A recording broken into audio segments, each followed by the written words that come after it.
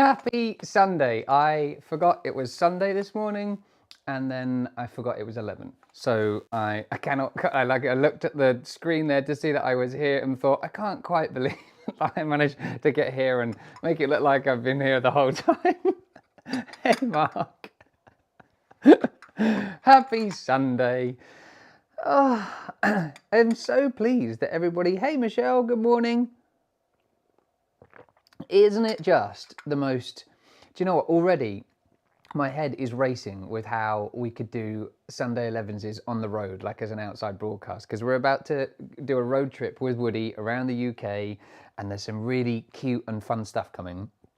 And already, you know, this morning I was thinking, oh, it's autumn. I flipping love, like, do you know, every season I'm surrounded by people that say, oh, I love summer. Summer's my favourite time. But I also like autumn. They get to autumn, they go, oh, I love autumn. Autumn's my favourite season. And then they get to like winter and they're like, oh, I get jumpers and coats. And I think winter might be my favourite season.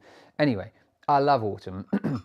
And today is a particularly epic. I had a lovely message. In fact, 3 people messaging me this morning to say, oh, I won't be able to make it live because, hey, Kath, because I'm going off for a walk today. And it is the perfect day for a walk. It's that autumnal low but bright sunshine. It's a little bit chilly, so you get to wrap up a little bit. There's a freshness in the air. There's gorgeous colour. It's just great, isn't it? Oh, Mark's got a cold. Oh, boo. Ah, rubbish. You know what? I think I've got a prolonged cold, Mark. And I keep hearing from people who have got colds and they say that they're just taking ages to fix and get better. So get well soon. Here, let's all raise a teacup to Mark and his cold. Rubbish. It's horrible when you got a cold, isn't it? Michelle says, happy Sunday, happy Sunday. Where has this week gone? I don't know, Michelle. Into the last 6 days, I would imagine. Listen, if you're watching this, don't forget the new Elevenses discount. You get 11% off of everything in the store. There's some new stuff coming in. Super excited about that as well. I've been really busy recently with conferences and telly stuff and some live broadcast stuff, and I've been traveling a lot, so I've not had time to do the stuff that we've been planning. Fortunately, I'm beginning to get a bit of a lovely team in the background that are doing some of that for me, but there's some great stuff coming. You're going to be, yeah, I'm super excited about it. But anyway, just type in the word Elevenses, and I'm not broadcasting it anywhere else, so if you're watching this, that's your little treat. Kath says she's just coming from gardening. Good to have a break and watch. Yes, it is, and tea as well. Mark says, I've not been right since I've had COVID, or we're still not done with Mark. All right, everyone, let's just pause Elevenses for a second. Mark needs some more attention. Yeah, do you know what? I've heard that from everybody. Everybody that's had COVID. I've never heard from anybody who said, I've got COVID and everything's fine and I'm great again. Everybody seems to have a bit of an issue all the time. Anyway, listen, I've had a really busy week. Back to me, Mark. It is Elevenses with Jez Rose, not Mark and his cold. That can be for pity. I've had a busy week, but I've been reading a new book because I do love reading. And oh, Michelle says, when you do your road trip, you must pop in for a brew. I would love that, Michelle. Put geographically where, don't put your address, please, but do put where you are geographically. I would love that. We'll try and plan that. We're off to the Lake District in a couple of weeks' time. That's the first of our little trips away with Woody. And then we're doing a thing quite possibly with a certain automotive manufacturer with a certain vehicle. Willow, gorgeous name, says she's watching live before the trip to B&Q. Gosh, you lot. Check out all the thrill seekers. Anyway, I've been reading this new book. It's just here, actually. And it was one of those books where you think, oh, I think it's going to be amazing. And it wasn't quite as amazing as I wanted it to be. So it's called England's Villages. And I was particularly attracted with that epically gorgeous book cover. Isn't that really cutesy, like old travel posters? And I don't know why, I just assumed, never judge a book by its cover, that it would be about England's villages, as in, oh, that would be great for my road trip. I can, you know, plan a road trip around this. But actually it's about the history of the village, as in how villages came to be about and why they've got village greens and why they have or haven't got certain brickwork. And so I sort of got this far in and I realised it wasn't the book I thought, but actually that was really interesting. But I've got this yearning now for the book that I was sort of thought I was getting. So now I'm less interested. I will read it because it is interesting, but it's not the book I want. However, I am surrounded by, I don't know, 1,000 books or something because I had to cut lots down when we moved. but not cut them down, obviously, that would be tragic. But somewhere here, there is a really old 1930s or maybe earlier guide to England's villages, like a tourist guide. And I'm gonna find that. In fact, is that it there? I'll have a look for next week and I'll show you. So maybe that's it. I was also reminded this week by, Carol says she doesn't think the link on Instagram is working. Oh, rubbish.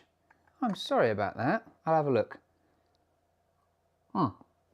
Blimey, Michelle's had a chest infection. You lot, I get lambered with all the sickos. Not the sickos, but you know what I mean. The sickly. Hey, and I'm fine with that. If this is a little Sunday cuddle for all of the people that are feeling poorly, then frankly, I'm all right with that. That's fine. So I was reminded this week of the phrase, don't cry. Somebody posted something where they said, I mustn't cry and I must get on with things. I must keep my head up. And it reminded me of my mum and dad were exactly the same. When I was younger, if I'd fall over or if I was upset about something, they'd say, don't cry.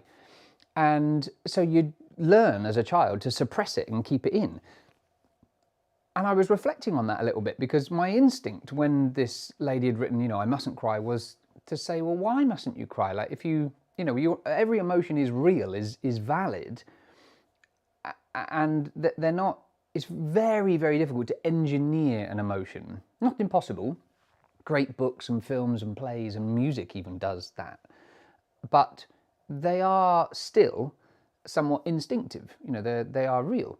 So if you need to cry, I definitely think you should cry. And it made me think, do we do that in other ways as well? Maybe there are other things that we do in life where we suppress something that is natural for us that perhaps we shouldn't. Really we should allow ourselves to cry in the same way that, if you want to laugh, laugh. It can be really awkward, of course. I was at a funeral once where I just desperately found it funny because that was the way that my grief presented. I remember when I had a kitten when I was younger and I was so tragically upset. It got attacked by next door's dog and died. Didn't seem to be mauled in any way. I just think it had it was the shock. I think it probably had a cardiac arrest, but it wasn't physically injured. But it died, and every time I told people, I laughed, and I couldn't quite understand it at the time, and it took me sort of explaining this to somebody to say, well, actually, grief presents in all sorts of strange ways. But isn't that incredible that actually emotion presents in all sorts of ways, doesn't it? But we know that if we suppress it, it just eats away inside us. We've got to let it out, right? And it does make me upset to think that, if you cry, then clearly the thing that you're crying about matters to you. And if you suppress the crying, then you're almost veneering or suppressing the very thing that it sort of belittles the thing that matters to you. Does that sort of make sense? So yeah, I was thinking about that. I thought I must mention that today. There's another thing I want to mention. I've forgotten it. It's in the other room because obviously if you've only just arrived, I A, forgot it was Sunday, and B, momentarily forgot it was 11. So I slid in here like, oh, quick, press play, hello. and it looked fine. I checked the screen and thought, oh, look, it looks like everything's been fine. Woody's in his crate going, why am I just been shoved in a crate? So I forgot it, but I'll show you next week. I'm doing another puzzle. And it's basically a brass ball. It's a really, really heavy brass ball. And there's a very fine line around it, but there are 0 instructions, no marks on it, no nothing. And I've got to the point with fiddling and twisting it a little bit that the two sides of either side of the line are coming apart just slightly. And you can sort of see inside there's a rod in the middle. So I think there's a steel tube or a brass tube in the middle that somehow these two sort of egg cups, I suppose, are attached to, and that by rotating them in different ways, a little bit like a safe lock, I guess I can move them apart or get in there or some way. So that's quite exciting. Wait, hang on. There's comments. And it's me on my own. So Kath says she would like to recommend a book she's reading, Braiding Sweetgrass. Ooh, as in, is it actually about braiding sweetgrass? It's so beautiful, written by a botanist who is also a Native American. Oh man, let me tell you, Kath, I have a serious love for anything Native American. The history and their beautiful intrinsic and deep interaction with nature and the natural world is breathtaking. It makes you embarrassed to be anything other than Native American, the way that they treat and think about And if the spiritual side of it for you is, too much or a leap too far, you can, sort of steer away from that actually. And you'll be able to see that even just the way that they respect nature and think about nature is it's beautiful, is lovely. Carol says a sort of Bradshaw Guide to Villages. I think that is it. Anyway, I've got something I'd like you to try. If you live on your own, find your best friend, right? Next time you're with your best friend, you're going to brush the teeth, all right? If you've got a partner, try this tonight. So Mr. Adorable saw this somewhere, and I've sort of heard of it before. And basically, you know when you do that thing where you both got a glass of drink and you link arms and you drink your own glass but linked arms. It's like that, but with toothbrushes, but you take their toothbrush and you clean their teeth as they clean your teeth. Oh, it was the most hilarious thing. I was in pieces. There was toothpaste like dribbling out of my mouth everywhere. Apparently I was brushing his teeth with like the plastic bit of the toothbrush and like crying with laughter. It lasted all of about 11 seconds because it was just too much already. It was so funny. But you should definitely give it a go. So you're going to brush each other's teeth at the same time. So they brush your teeth at the same time as you're brushing. It was brilliant. Anyway, let me tell you a little thing that happened this week, or maybe last week. Maybe it was tail end of last week. I forgot to tell you.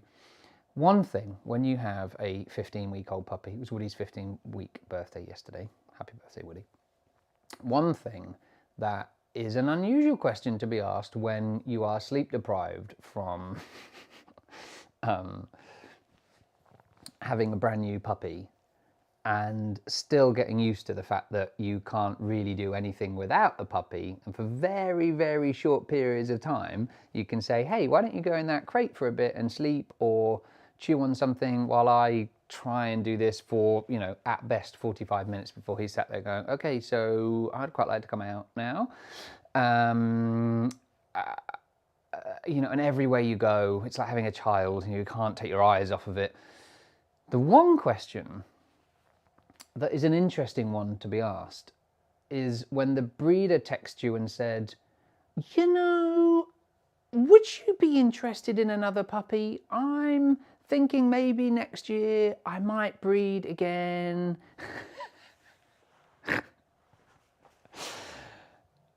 And having already said that is it, I'm never doing it again. Like I'm never getting another, if we get another dog, it's going to be an older dog. I'm not doing the puppy thing again. It is, wow. I mean, it was 13 years ago that I got Zeus, or maybe 14 this year. And wow, I totally forgot how intense it is having a puppy. It is like having a child.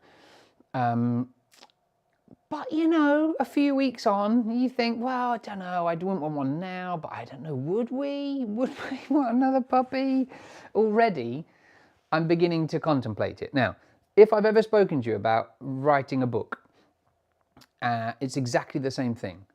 What happens when you're a writer is you think, oh, I'm going to write this, or I've got this thing I want to say, or here's something I'm really interested in. So you start writing, and then a very short way into it, you think, oh my God, this is taking over my life and I don't have any time and it's stressful and there's probably a deadline, for a book publisher or whatever. And then 3 months in, you're tearing your hair out saying, I hate this book, I can't do it, never. And then you start saying to people around you, look me in the eyes and tell me this, never, promise me, never let me write again, ever. Like I cannot believe. And then what happens is the book gets published, and about 3 to 6 months after the book gets published, or the thing gets published, you start to think, I don't know, maybe I should write another book. Maybe I think I've got something else I want to say.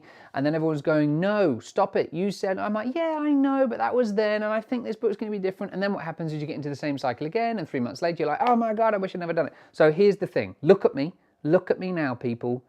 Do not let me get another puppy, okay? It cannot happen. Look, these bags here are because I'm just exhausted. Like, he's amazing. He's the best puppy we've had. He sleeps through the night. He'll just go in his crate when I put him there. He doesn't whine, doesn't chew stuff. He is incredible. He's cuddly. He sleeps with me every night on the sofa. He's just gorgeous. but he is exhausting. It is like, in the day, you don't get, your brain is like, oh, what's it doing? Put it down. Don't eat that. Chew this. Put this down. Don't. Oh gosh, don't come away from there. Oh no, come here with me. What are you doing? It's just. So by the time you get to bed, you're like frazzled. Michelle says, don't do it. My daughter bought me a kitten and I now have 7 cats. Oh my gosh. 7 cats. Michelle. Oh, so I had this thing where, like, socially, I think anyone with 3 cats is a little socially clunky. Cat people can be really weird. I hope you're not that person, but if you are, do you know what? You're here and that's fine. It's very nice to have you. Thanks very much. I just from own personal experiences, what happens is if you get lots of cats, you can normally smell they've got cats as well. They are just a bit odd. There seems to be a sort of direct correlation with social clunkiness and number of cats, but there are exceptions for everything, Michelle, and no doubt you are one of those. Kath says, is that a clever ploy from the breeder? Get you to sign up when you're sleep deprived. Yes, maybe it is. If you could just sign this now, what am I saying? It doesn't matter, just sign it. Yeah, that would be it. Well done, Mark. Yes, that's it. Don't do it. Very good. Keep that coming. Yeah. So that's what I need you to do, all right? Oh, now, also, sorry, I just covered that, but didn't do anything to the sound levels at all. Now, normally, at this point, roughly about this point, we'd be doing the little cake review, wouldn't we? Dee, dee, dee, dee, dee, dee, dee, dee. Now, the little cake review this week was either going to be about pastel de nata or a lemon polenta cake with pistachio or something, which I bought from a gorgeous bakery, independent, semi-independent bakery, on Sunday last week after Elevenses in the afternoon. Went out, lovely. Now, they have both been eaten. So what I realised yesterday was that I didn't have a cake for Elevenses, and I was going to make Madeira cake because there's a particular Madeira cake with a little twist on it that I've got, which I will do for next week now. But because in my head I'd bought these other cakes, I thought, oh no, I don't need to make Madeira cake. That's cool. I can, because actually it'd be nice to have a week off. You've been seeing me bake for like the last 3 weeks or whatever. And I forgot that I'd eaten the cake that was supposed to be the cake for here. So I can describe it, but it was lovely. It's the nicest pastel de nata I've had, and pastel de nata is a very nice thing. I think I'm going to have a bash at making them, but they look quite complicated, but that's okay. And the polenta cake was gorgeous, and it reminded me that polenta is one of those things, it's sort of a bit forgotten, isn't it? You don't see polenta used very much. So anyway, that's the end of the little cake review this week. Ta-da! So we'll just move on. It doesn't mean to say we don't have to have the same thing every week, do we? But I have got this week a big idea. And here's my big idea.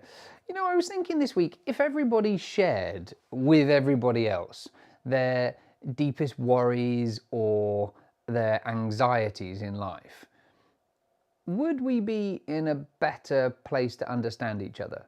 Because the things that we carry around that help form us, but more importantly, that help very specifically form our social interactions and boundaries with people.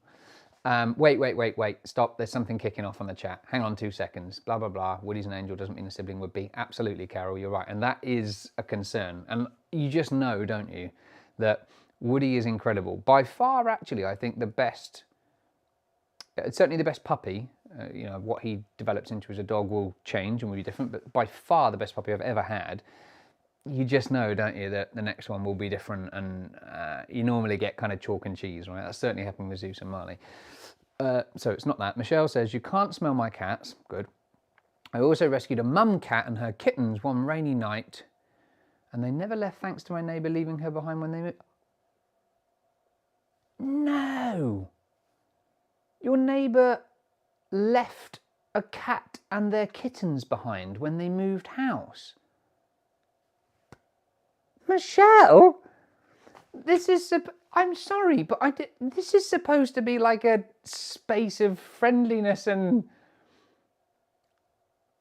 it's supposed to be like a warm hug for the rest of the week. That's what Elevenses is about. That's catastrophic. Catastrophic. See what I did there? Oh, wow, that's terrible. Bless you for taking them in, though. Oh, wow. Isn't it tragic that people do that? Actually, funny enough, somebody in the week text me a piece of news from a paper that was, I think they've been rescued by the Guide Dogs for the Blind, or is it in America? 20 seconds. It was a news clipping about a bunch of puppies that had just been abandoned. 9 of them. They look just like Woody as well. Oh, I can't find it now. I might have to abandon this because this is boring looking. Oh, here it is, here. Right. 6 Labrador puppies were found starving in a crate at a roadside. They're to be trained as sniffer dogs for the prison service. Oh, near enough. Swale Council's stray dog service in Kent said they've gone from being discarded like rubbish to a future fighting crime. What an amazing turnaround. Isn't that terrible? 1, 2, 3, 4. I mean, just why would you do that? And isn't that interesting that we picked up this morning on Native Americans and their relationship with, the land and everything that comes from the land, including the animals within it, and understanding that we were a very, very late comer to all of that. And that story kind of links in with that. That's very tragic. I'm sorry. Yes, Kath, she is. You're a star. I think Star of the Week. Ooh, look at that. Viewer of the Week. We should have that. And Michelle, you are this week's Viewer of the Week for Sunday's Elevenses. Well done. So, going back to my point, if everybody... so, obviously, the things that we are scared about or anxious about help form who we are, not necessarily positively either. And so, if we're particularly anxious or worried about something, then that is going to prevent us from doing something. It will shape how we interact with certain people or in certain social situations. And other people might not be aware of the reasoning behind a resistance or a frostiness or a lack of warmth or a lack of participation, for example. At its very core, the world would be a lot better place, wouldn't it, if we were just maybe a tiny bit more understanding of other people and forgiving of other people too. I remember one person once saying that the nemesis to evil, all evil, is forgiveness. And I kind of like that idea, but I just wonder whether if people shared those deep kind of seated worries and anxieties, would we therefore be able to better understand people? I'm particularly health conscious because my constant fear is about dying and death. And so I think that shapes this sort of infatuation I have about eating healthily and trying, which I know doesn't prevent you from being hit by a bus or whatever, but that's the point, is that very often our anxieties or our worries aren't rational themselves, and actually they're not necessarily, the way that they link to other things isn't necessarily rational either. So that doesn't matter. I don't know, it's just a thought, and I wonder how we do that, and I don't know how we do that. So anyway, that was just a thought. Maybe you can tell me what you think about that, or what your deepest worry is. That would be an interesting thing for me to collect. I'm writing a book right now on change and imposter syndrome, and it should be out, I think, soon, or finished soon anyway. That's quite exciting because I've written quite a lot recently about it, and the idea of sharing how you feel with other people kind of comes full circle to what I was saying earlier on about crying, doesn't it? It's a fairly new concept, I think, to a lot of people, because socially, if you look at the spread of time, historically, it was not socially correct or considered etiquette to share how you felt. We were supposed to be sort of stiff upper lip and very cold, and to keep our feelings and emotions contained within ourselves. So I think it's still a very new idea, the idea that you might cry in public or share how you feel or something, or even ask somebody how they feel. The idea of anything to do with feeling is, I don't know, dismissed a lot, I think, certainly in industry, as a soft skill. So anyway, let me know, either privately or publicly. I'd love to know what your sort of deep-seated anxieties and worries are. Now, you will know that one of my greatest influences, I'm sat here in the room of books and I'm trying to find one I can just pull off the shelf because they're a bit all over the place still. I can't find it, so it doesn't matter. Is Fred Rogers, an American children's television presenter who won many awards and was known for his incredibly kind and spiritual, I suppose, guidance. Non-religious, although he was religious, but non-religious in the way it was presented, but just guidance and the way that perhaps we should think about, being a better person or a better version of ourselves, or a kinder version of ourselves at least. And there is a very famous clip that I was reminded of just this week where he was awarded for his services to television and for being an incredible television presenter. And during the acceptance speech, he took that as a wonderful opportunity to do something that I'm going to do for you now, because Fred realized that he had a platform, and he did this particular speech a lot whenever he spoke publicly, and I'd love to do that now. And what Fred said was this: all of us have special ones who have loved us into being. Would you just take, along with me, 10 seconds to think of the people who have helped you become who you are? Those who have cared about you and wanted what was best for you in life. 10 seconds of silence. I'll watch the time.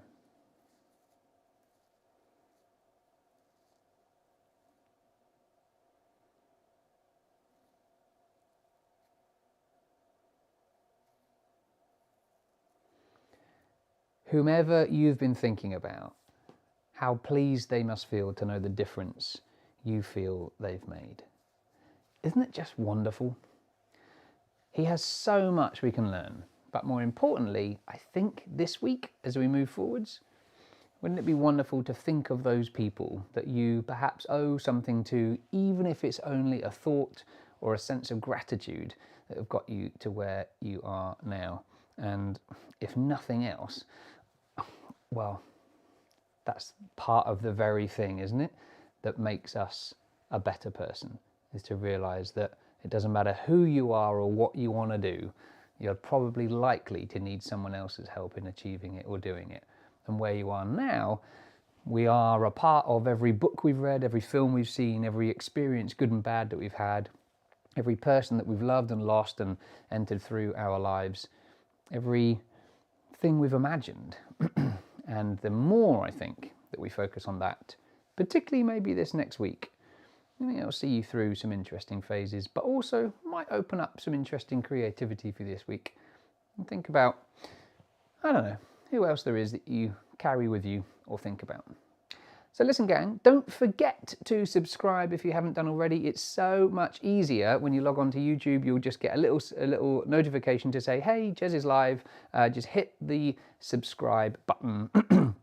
And yeah, that's it. If you love Elevenses and the other content that I'm producing, don't forget you can donate or share the donate button to thatjezrose.com/donate. You can pop £1 in there if you want. That's my digital hat, governor. I might bring a hat next week. You never know. Have a lovely day, everybody. Happy Sunday. Happy gardening. Whatever you're up to, always be kind to yourself and to other people. See you next week, gang. Bye-bye.